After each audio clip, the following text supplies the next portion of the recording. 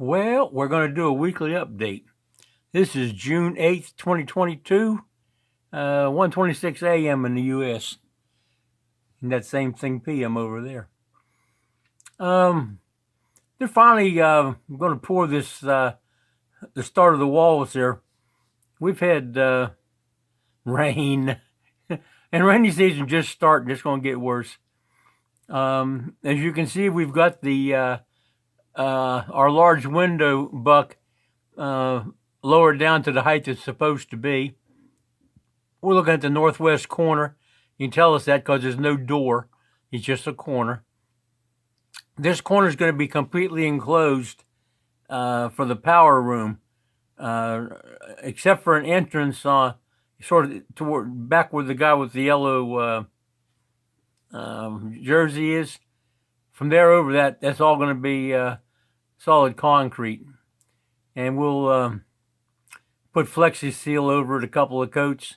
It's got Sahara in it when it's being poured, so it ought to be pretty watertight. And I think we'll have a dehumidifier in there. I'll have to see about the temperature. If it stays below 80 degrees, then we're good to go. If not, we'll put a split air conditioner. I don't have to put a big hole in the wall for either one of those.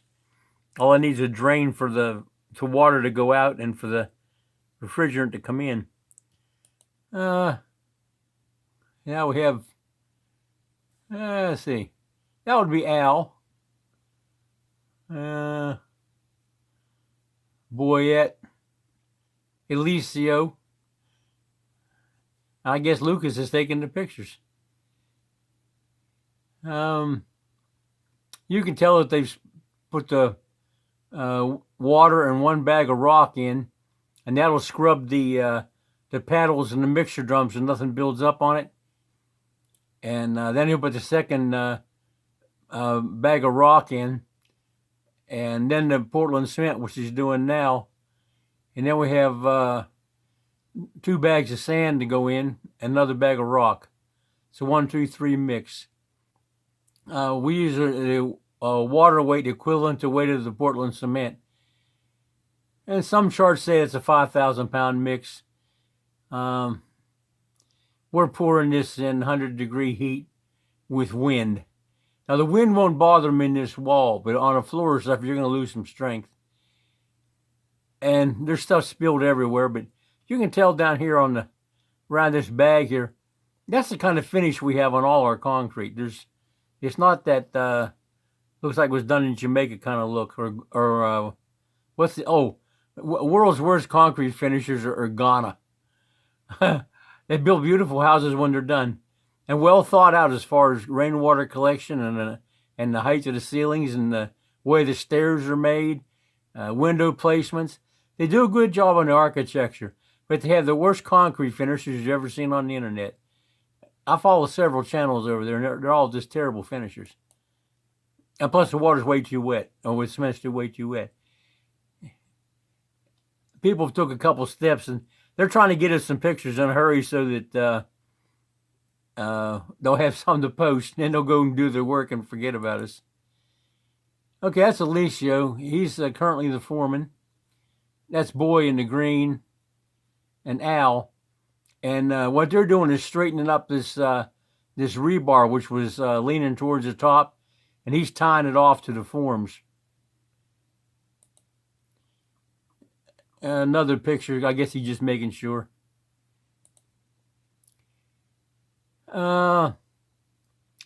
This is looking towards the north. It's the northwest corner again.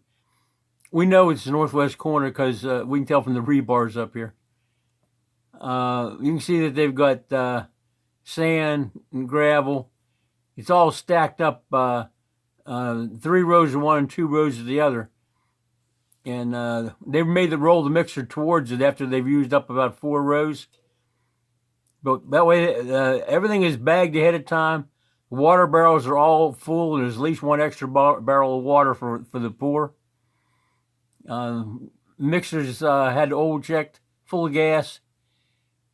If the mixer don't quit, this is pretty simple. and they haven't got far to carry it after they mix it. So you're not tiring people out filling bags and taking that rock down from the street up there, where the 40 cubic meter trucks can dump it down here to the back of the house. I know you're wearing them out in this heat. They can do this, all this bag filling while they're waiting for a day or two to take the performers and move them up, or they can do it when there's nothing really pressing. We fit in the bag filling to where it doesn't really cause any problems. And I don't know why they're digging that dirt. But you can tell it's a pretty damn hot day. They've got a tarp up. And you just don't see these guys with a tarp unless they can't survive out there with it.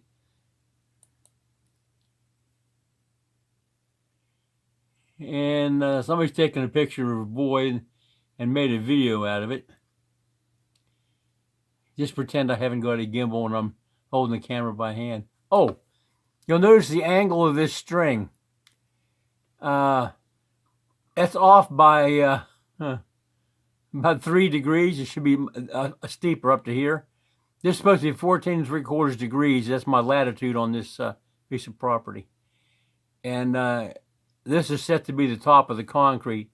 We discovered that after they've sent these pictures. Now this hill of dirt here, you can tell where the ground level is down there. You see what he's having to loosen it up with. He's got the iron Beretta bar. I don't know where he is right this second. And they got 2 picks and a very narrow shovel. This ground is tough. And in my attempt to make it easier on them, the intent was to shift this whole array off the left of your screen by 10 feet. And we have confused them and fouled that up no end. Let's look at what we really did here. Okay, this is a drawing of the thing.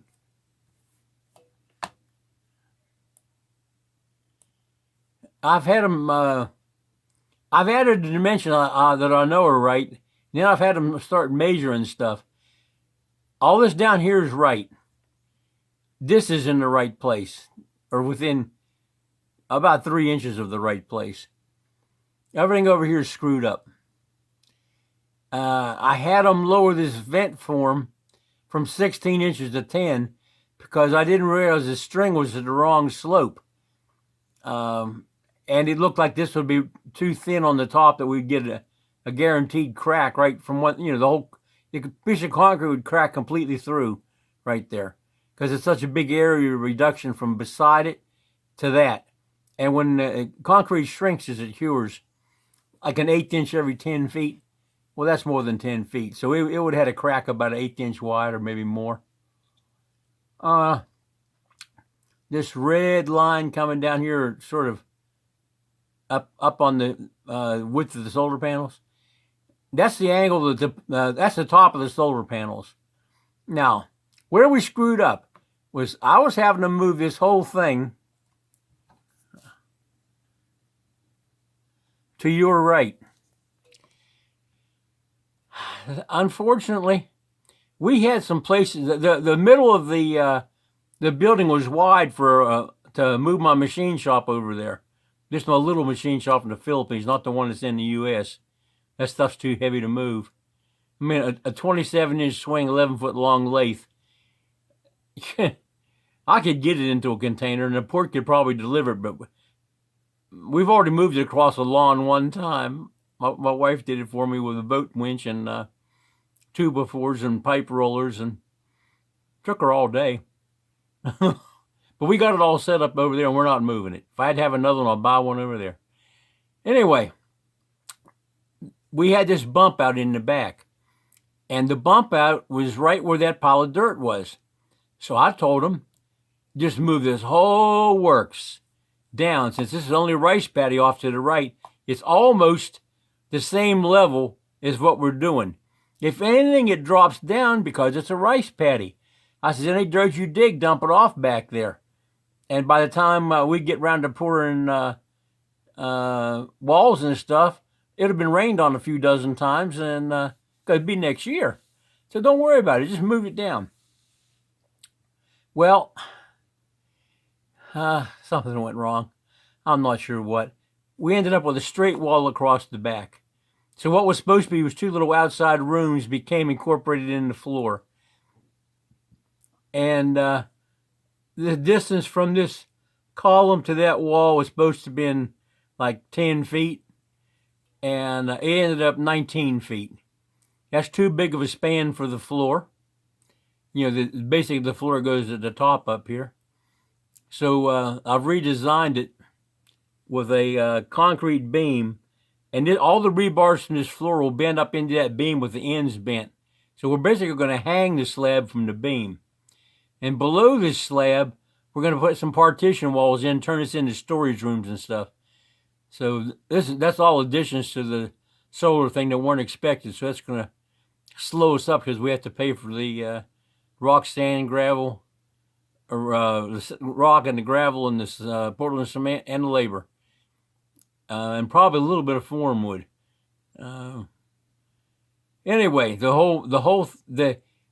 because they were supposed to be measuring, this pole is on the left was over here is where we're supposed to be, and we told them how high this string had to be. Well, since this footer is now is back here, if you measure straight across, you're like 2 feet or 2.5 feet short on your height, and that's why this this vent form looks like it was unusable. Where were we?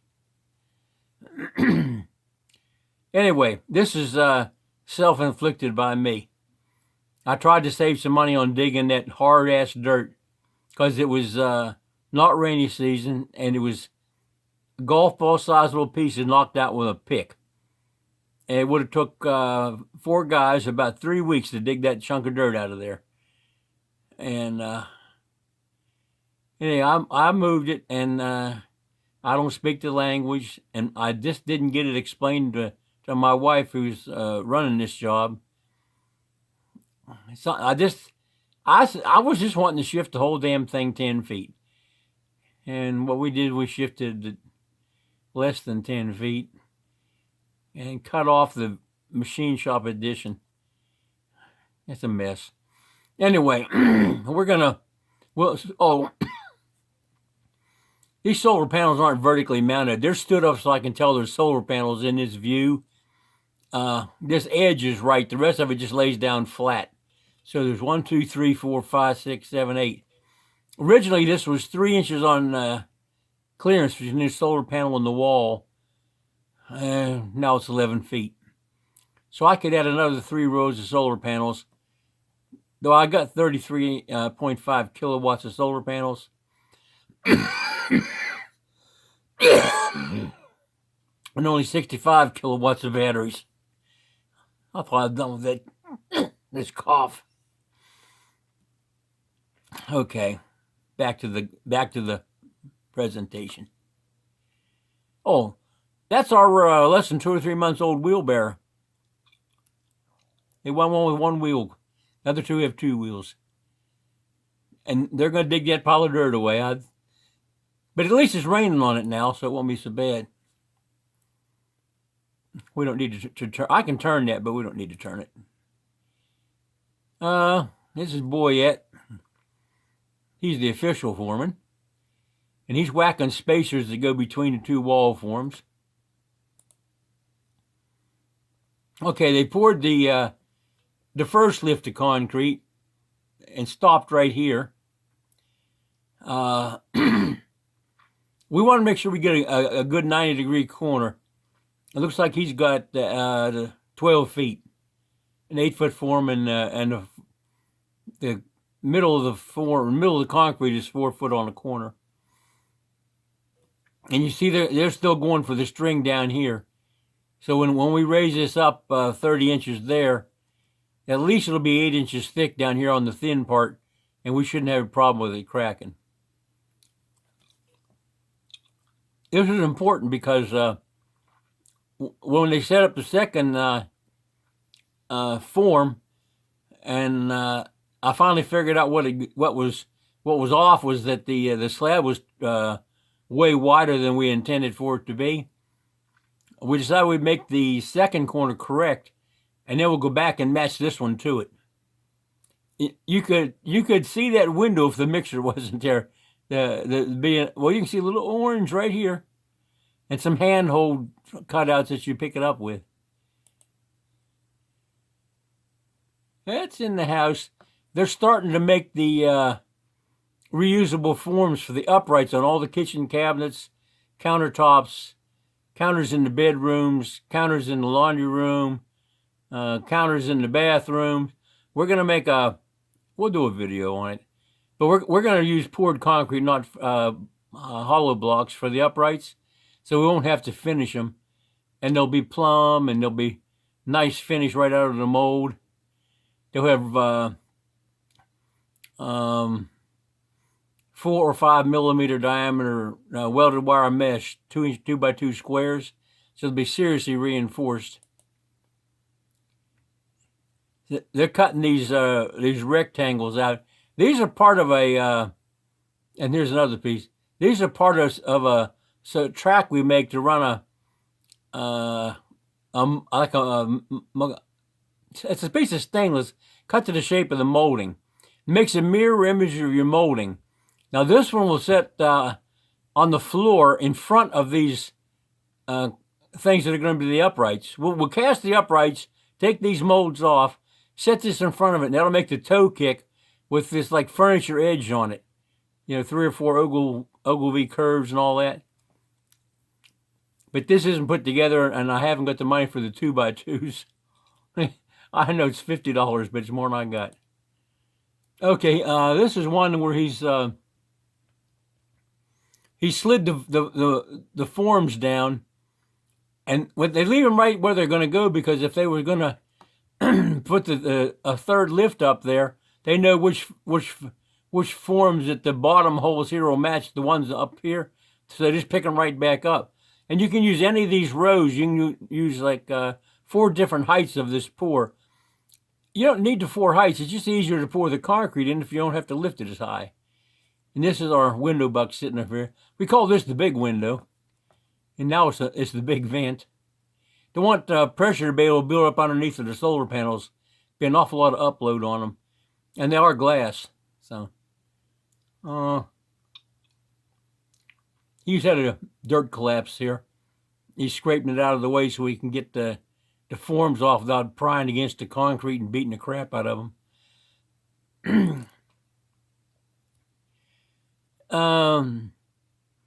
Inner and outer form set up, through bolts. The through bolts are long. Depending on how we feel, we'll put a piece of 4-inch or 3/4-inch plastic pipe and a full-size 1/2-inch lock washer out here. These are 1/2-inch threaded rods, and that way they only have to tighten the nut like 1 inch or less. You stand up a form, you slide the threaded rods through, you slide the blue pipes on, and then you put the other side of the form up. And because we have this much extra, you're starting out with it on that side. It gives you a handle to wiggle it around and poke it in the hole. So that's why we have the rods. We don't cut them any shorter when we're making something thinner. It goes together really quick. This is part of our steel scaffolds we have.